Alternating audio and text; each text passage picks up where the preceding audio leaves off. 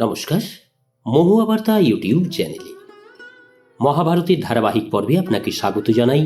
আজকের পর্ব মাতা পিতার প্রতি ধর্মব্যাধের ভক্তি। চ্যানেলে যারা নতুন তাদের অনুরোধ জানাবো চ্যানেলটি সাবস্ক্রাইব করে মহাভারতের ধারাবাহিক পর্বগুলো শ্রবণ করুন। আসুন আজকের পর্ব শুরু করি। মাতা পিতার প্রতি ধর্মব্যাধের ভক্তি।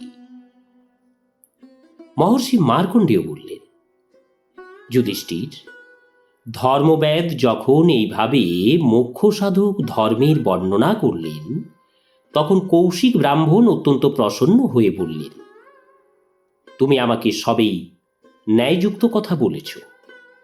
আমার মনে হচ্ছে ধর্ম সম্বন্ধে এমন কোনো বিষয় নেই যা তোমার অজ্ঞাত। ধর্মবেদ বললেন, হে ব্রাহ্মণ দেবতা, আমার ধর্ম পালনের প্রত্যক্ষ প্রভাবও আপনি এবার দেখবেন, যার জন্য আমি এই সিদ্ধি লাভ করেছি। গৃহের ভিতর পদার্পণ করে আপনি আমার পিতা মাতাকে দর্শন করুন। ব্যাধের অনুরোধে ব্রাহ্মণ তার বাসভবনে প্রবেশ করল। সেখানে সে এক অতি সুন্দর 4 কক্ষ বিশিষ্ট শ্বেত বর্ণের ভবন দেখল। সেই গৃহের শোভায় মন মুগ্ধ হয়, যেন দেবতাদের নিবাস স্থান। দেবতাদের সুন্দর মূর্তি দ্বারা সেই গৃহ সুসজ্জিত।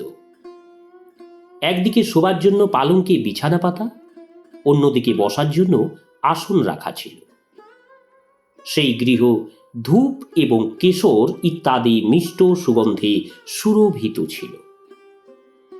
ব্রাহ্মণ দেখলেন যে ধর্মবেদের পিতা মাতা আহার সমাপ্ত করে প্রসন্ন চিত্তে এক সুন্দর আসনে বসে আছেন।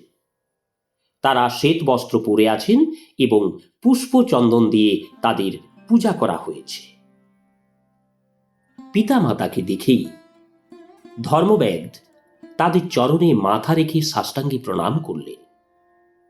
বৃদ্ধ পিতামাতা অত্যন্ত স্নেহের সঙ্গে বললেন, বাবা, ওঠো ওঠো, তুমি ধর্মকে জানো, ধর্মই তোমাকে সর্বদা রক্ষা করবে। আমরা তোমার সেবায় তোমার শুদ্ধ ভাবে অত্যন্ত প্রসন্ন হয়েছি। তুমি দীর্ঘায়ু হও।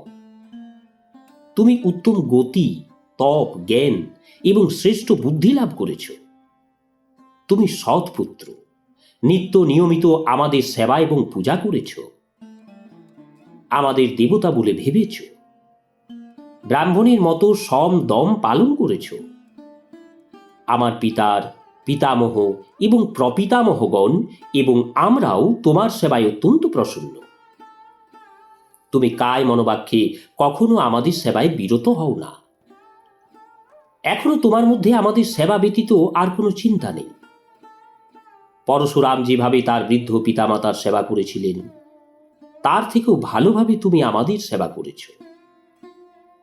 বেদ তখন মাতা পিতার সঙ্গে ব্রাহ্মণ দেবতার পরিচয় করালো। তারা ব্রাহ্মণকে আদর আপ্যায়ন করলেন। ব্রাহ্মণ কৃতজ্ঞতা প্রকাশ করে জিজ্ঞাসা করলেন, আপনারা দুজনে এই গৃহে পুত্র পরিবার সহ কুশলে আছেন তো? আপনারা সুস্থ আছেন তো? তারা বললেন, হ্যাঁ ব্রাহ্মণ দেবতা, আমাদের গৃহে পরিবার পরিজন সহ আমরা কুশলে আছি। আপনি আপনার কথা বলুন, আপনি এখানে ভালোভাবে এসেছেন তো? পথে কোনো কষ্ট হয়নি তো? ব্রাহ্মণ বললেন, হ্যাঁ, আমি ভালোভাবেই এসেছি, পথে কোনো কষ্ট হয়নি। তারপর বেদ তার মাতা পিতার দিকে তাকিয়ে কৌশিক ব্রাহ্মণকে বলল, ভগবান, মাতা পিতাই আমার প্রধান দেবতা। দেবতাদের জন্য যা করা উচিত তা আমি এদের জন্য করি। এদের সেবা কাজে আমার কোনো আলস্য নেই।